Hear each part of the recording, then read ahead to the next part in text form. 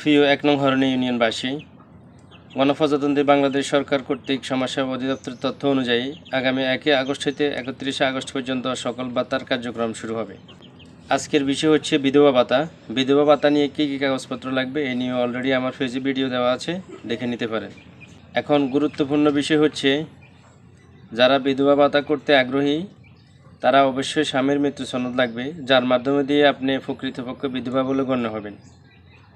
তাই যারা আগ্রহী আছেন, এখনও পর্যন্ত আপনার স্বামীর মৃত্যু নিবন্ধন করেন নাই, তারা অতি দ্রুত ওয়ার্ড ভিত্তিক গ্রাম পুলিশ আছে, তাদের মাধ্যমে আপনার স্বামীর মৃত্যু সনদ করে নেন।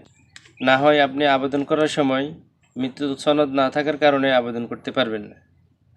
তাই হয়তো সময় থাকবে, সুযোগ থাকবে না, না হয় সুযোগ থাকবে, সময় থাকবে না। এখনও সময় আছে।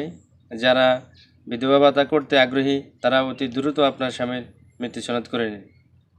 ভিডিওটি ভালো লাগলে অবশ্যই শেয়ার করে অন্যকে জানার সুযোগ করে দেন। আল্লাহ হাফেজ।